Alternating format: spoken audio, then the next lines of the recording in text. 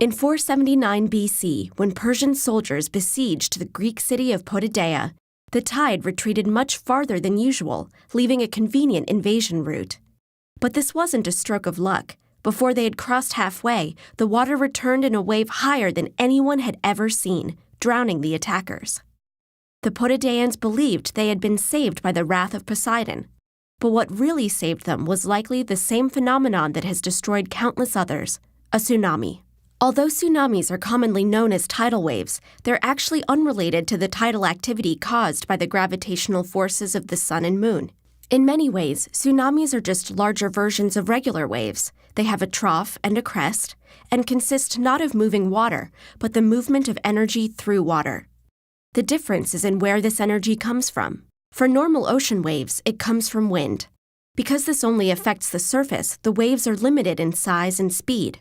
But tsunamis are caused by energy originating underwater, from a volcanic eruption, a submarine landslide, or most commonly, an earthquake on the ocean floor, caused when the tectonic plates of the Earth's surface slip, releasing a massive amount of energy into the water.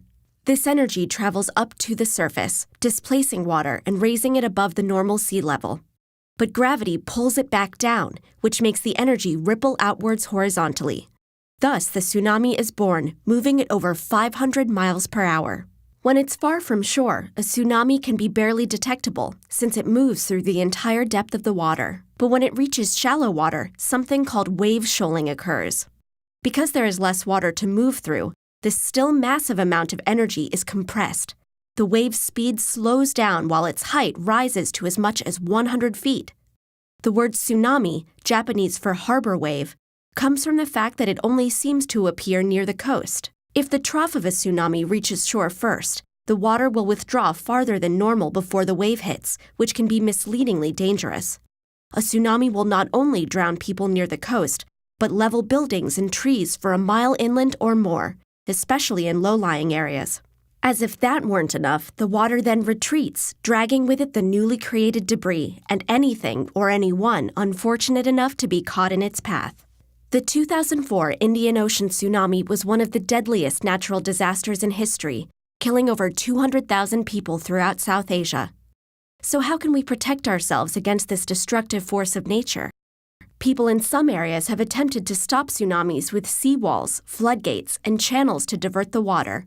But these are not always effective. In 2011, a tsunami surpassed the flood wall protecting Japan's Fukushima power plant, causing a nuclear disaster in addition to claiming over 18,000 lives.